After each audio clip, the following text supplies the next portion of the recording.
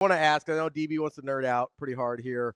I'm going to be a little bit more like 30,000 foot view because I'll be honest, I'm not the expert DB is. But I was curious. I'm sure you were watching Nebraska all year and this weekend. Like one of the things I kept thinking about as I'm sort of processing what happened, right, is obviously you come to Nebraska to win championships. Like that's the point. Yeah. And the expectations are there as well. But how do you kind of balance having these amazing seasons year after year after year, even when you don't end up winning the title, like the expectations versus like, hey, there's still a lot of joy to be found in what we did accomplish? Yeah, I think the hardest thing is finding like that accomplished feeling in the moment. Obviously, when your season ends and all you could think about all year long was getting to the Final Four, Yeah. winning a national championship, like sometimes everything under that just washes away and it doesn't feel like a great accomplishment. But once it's over and you're able to actually look back on it, like I'm a year removed and Yeah. it's still sometimes is painful, but I'm able to say like the things we did while I was there and the records we held and everything like that is honestly far more amazing of an accomplishment than winning a national championship, in my opinion. Yeah. I mean, oh, Sorry. sorry. No. I think about volleyball day in Nebraska, right? Like, yes, would have been awesome to win a national championship, but you guys accomplished something that's literally never been done before. Exactly. Like, yeah. there's a different level to that, even if it maybe isn't the goal you set out for. Yeah, for sure. All right. This is hard Let it rip, man. Go for it. because at my core, as a former athlete, I like the emotional stuff, the mental aspect. So you were part of these historic runs, and some would say like our stream. I mean, they're like give you GOAT status, if not one of the best players ever. Certainly one of the most accomplished, right? And decorated. So when you look back, people will hear you say, "Hey, it's incremental, right? We accomplished this, we accomplished this, we didn't get this." And sometimes when people hear competitors talk like that, they it's almost like, "Come on, like you're just looking for a safe landing spot." But when you're wired to win and it's so outcome driven, you have to find a healthy balance. You're still in this thing. How difficult is it? Yeah, I mean, I can't even lie. It's probably one of the most difficult things. Like Tough. the loss itself is like one thing. Like, yeah, it hurts and it's like painful in the moment and you just like you really just want to like go back and change it, but like I think the hardest part is like the days after and like just like that almost like identity crisis a little bit and like I'm 50 and I still have it.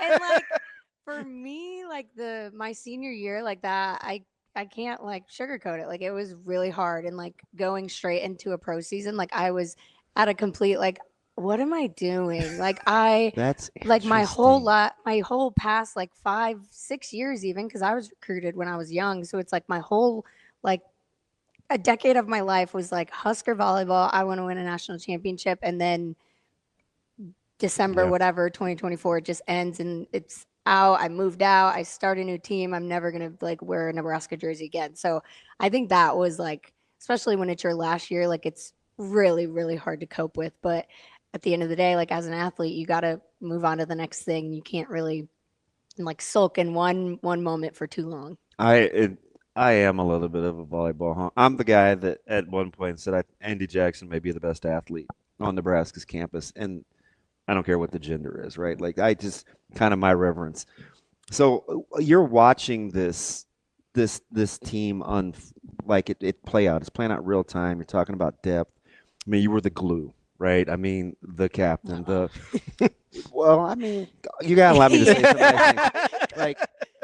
Like when it was go time, man. It was where's Lexi? Now this team was different, right? Built with a lot of different pieces. Some will probably point to Bergen. I get it, but a lot of movable parts, and we saw that work throughout the course of the season.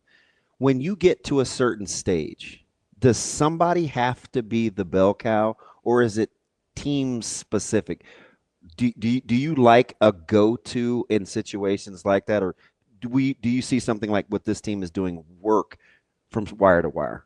I think it's a mixture of both. I think when you like this team, I think had so many people who could be that. And I think maybe it was like, okay, we maybe just need like one or two people who can like really step up in the moments and like not put it on like, oh, some people are going to have good days and bad days. And whoever shows up today, like it's going to work out. Like, I think you need to kind of have some people that you can really rely on. But on the opposing side, like it's not beneficial to have like one go to all the time because there's days where people are off. And like, obviously, you don't want to have a bad day on like an important one or when it matters the most, but like it happens. It's sports. Like you're not going to play good when you want to all the time. And so I think having that balance is really important and having like maybe one or two people who, when the time is like coming, you're like, okay, I know she's game time. Like she's gonna bring out her biggest weapon like when it matters the most. I think that's valuable to have.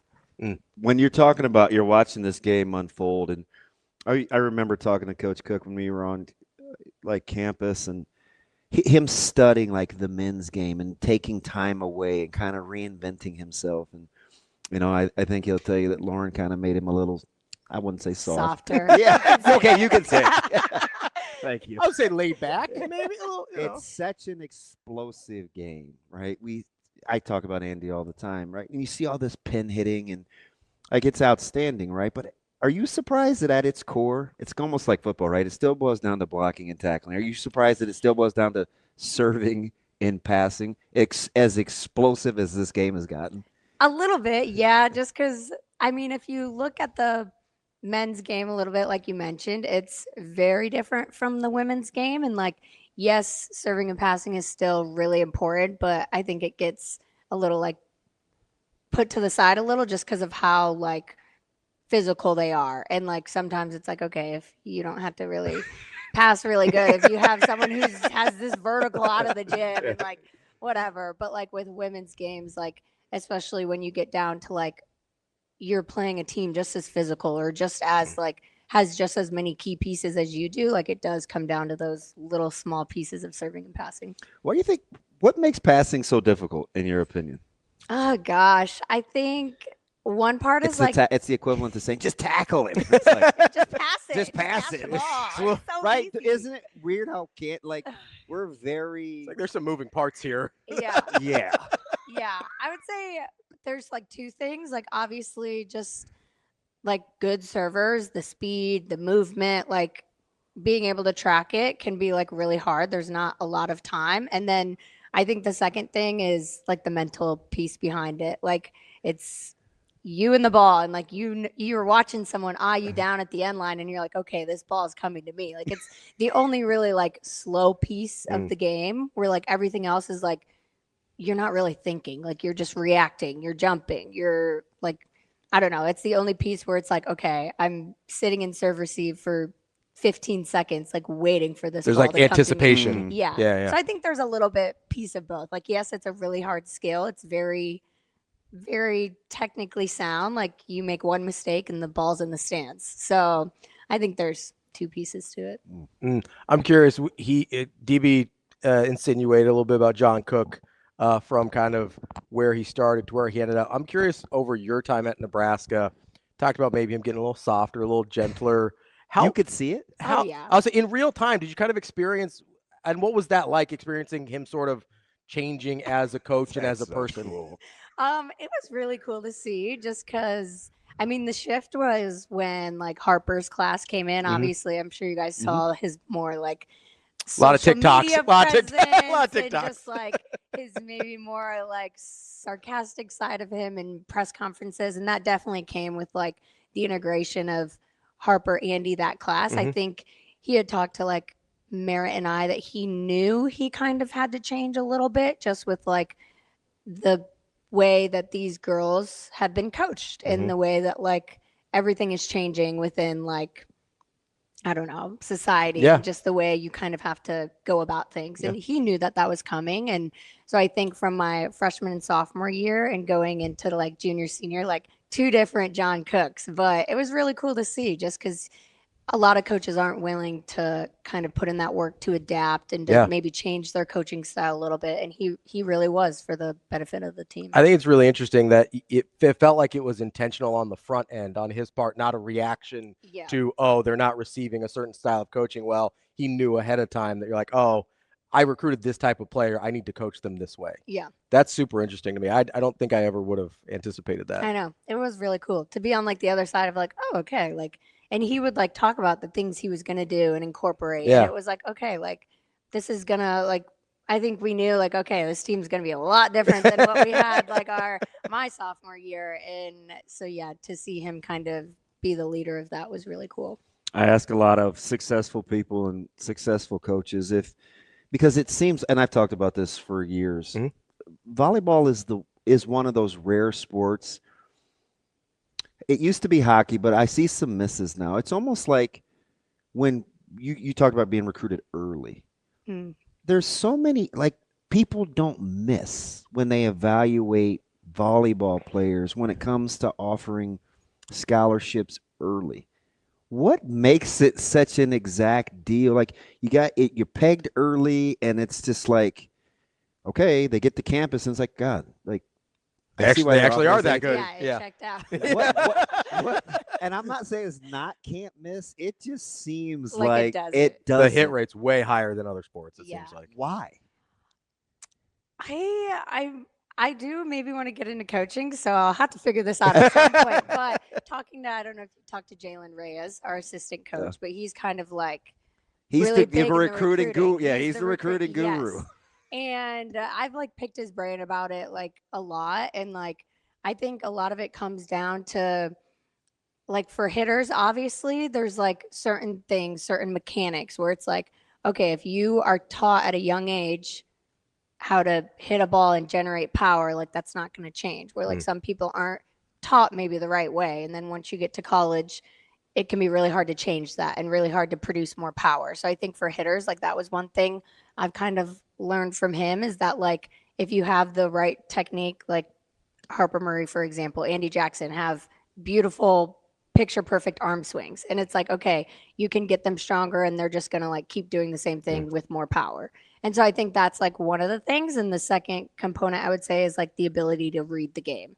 And I don't know how the coaches can see that, but like when you watch people and it almost looks like they're doing things in like slow motion, like they make it look easy. And Jalen had always said, like, we're just looking for people who like make the game look easy and not like make like all these crazy things or whatever. Like there's an extent to like being athletic and like just being able to see the game. So this maybe kind of morphs into She Sports, which is part of the reason, most of the reason why we have you here. I'm just nerding out over these kinds of things, though. But so if you have to pick something that's not physical, and you want to play in 2026 going forward, you said you want to coach, right? So you're looking for, if you're going to pick an attribute that you can't see, but you'd like to be able to recruit, and you want to be successful at the collegiate level, what's the attribute? Like, so non-volleyball. It's not height. It's not arm angles. It's not serving velocity. What's an intangible?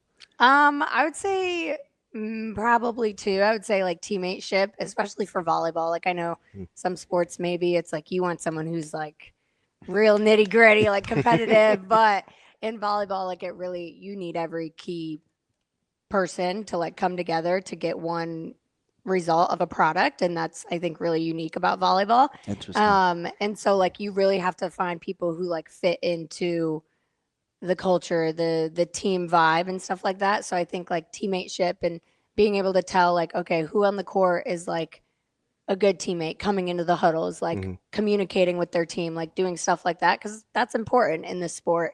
And then I would say the other one is like how they bounce back from failure. Because at a young age, resiliency, like at a young age, if you're taught like, okay, I just shanked a ball, and then the next one, like I'm looking my teammates in the eye and then I dime it, like just seeing that, like being able to be like, oh, okay, this person's like a baller, like they in high pressure moments, like they're gonna be able to stay composed. Kiddos, you hear that? Be resilient. So not always rainbows and butterflies. you brought up something there that I think is really interesting because we talk about this a lot with different sports because me and DB are weirdos. But so we talk about like failure rate in sports a lot and like an individual plays. So as I never played volleyball, but we talk about baseball, huge amount of failure in baseball. You have to be able to be resilient and get past it, right? I like to play tennis, huge amount of failure in tennis. You got to move on to the next point, get past it. How much is, you talk about resiliency. Do you think people appreciate how much failure on a point-to-point basis volleyball players experience during a single match? Like how many times you have to be like, oh, screwed that up, got to get right back to it. Like, because if I'm just watching it, until you said that right there, I had never really thought about it. It's like, oh yeah, they probably do things they didn't want to do a million times over the Especially course in rally of a match. scoring. Yeah, exactly. Like, do you think people every point's a mistake do usually? do you think people appreciate how much that is a part of the game and how much that actually occurs? Yeah, I think it's like just how there's always something happening, and it always ends with like someone's doing something good, but someone is also doing something bad, and it's always like that's what makes it, I think, so like competitive and entertaining. But I also think, like, to your like point of like the standard in volleyball is like even within those rallies, like there are things that like we're failing at during the rally that we have to like, okay, like this ball is coming back, like how do I do it better in this, like before the point at the out of even system ends. stuff? Yeah, the out of system stuff. Like there's just, it's so precise, Yeah. and you have to get locations like to an exact point to almost like make things work. Because you can fail in the moment and still have a chance to win that point. Yes, exactly. So it's like that constant battle of like, oh, I just effed that up. Sorry, but No, I mean, we're not on the radio. You can say whatever you want. Say whatever you want. but like I just messed that up, and then like, but we are still like in the point. Like I still have this a second and a half later to like make up for it. But then it's like vice versa. Like you could mess it up and then lose the point. So it's just like there's this constant like you just gotta live in the next point. Like just you keep really going. can't focus on like what just happened. There are so many. I played in the early '90s, and there are so many rules changes in the game of football that I'm like, oh, I like that. Oh, I don't like that. Can you imagine ever seeing your sport without rally scoring? Like, I think there's a lot of new rules, right, and a lot of replay stuff, but I think rally scoring changed. One of the most fundamental changes we've seen in like a major sport kind of ever, right? I mean, I know. I couldn't imagine only being able to score when you serve. Yes, that would be crazy. Like think about it sounds terrible. Think about the game. Yeah. Like when they were going 37-35, it was just side out. Like no one was really until 37-35. Like no one had gotten a point when they were serving. So like I could not imagine how long those games were. Wow. Especially with how good people have gotten now. Like scoring would be almost impossible. Yeah. At what point of the match points were you like, oh boy, this may not go well? In the four set? In the four set? Yeah. Oh gosh. Where would you rank that set? In your short tenure. I've never been in a match that long. Never. And even listening to Harper, like I wasn't sure, but even she was like, I don't think I've ever been in a match that long. Like it just, obviously I've been in extended matches and vital times where it's like must win sets, and like I can't even like put myself back into that position because it's almost just like you kind of black out. You're just like your body takes over in that moment, and it's like there's no like thought. It's just like, well, that's interesting because you'd think you'd be fatigued. Yeah, I don't know. Like you almost have to like disassociate a little bit, right? A little bit. And it's like the first, usually in the beginning of sets, it's like you have so much thought, but then like once things really hit like do or die, it's like the adrenaline, everything. It's just like, okay, like I'm not going to lose. And you could see it from both teams. It was like relentless. Like they were not going to lose the set. But I don't even know if there's a comp. Yeah, I really don't. PKs, maybe?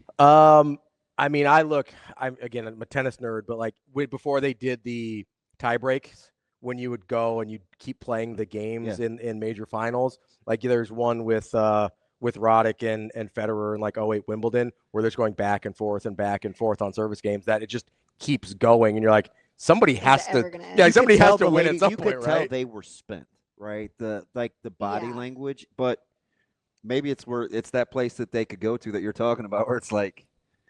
You disassociate. You're like, okay, I don't. My legs are exhausted, but like something's keeping me going. But yeah, I would say in between, it was like Nebraska had always had the set point, and then it like switched Yeah. to A&M around like the late 20s, 20s, maybe. yeah, 25, 26. A&M had the set point, and I Yeah. was like, oh crap. I like stood up. I was starting to sweat. I was like, this is not good. This is not good. And then they like brought it back. Yeah. And then I was like, okay, the momentum's coming. They had to save the 3 match points. Yes. Yeah. You could tell how loud it was. I was like, okay, they're going to close this out. I could feel it. It may be too fresh, but at what point did you appreciate A&M's mental toughness? Oh, man. Was it when they jumped on them early and Honestly, the first couple sets. like I'm just curious, like when did you think, uh-oh, they're here for the long haul?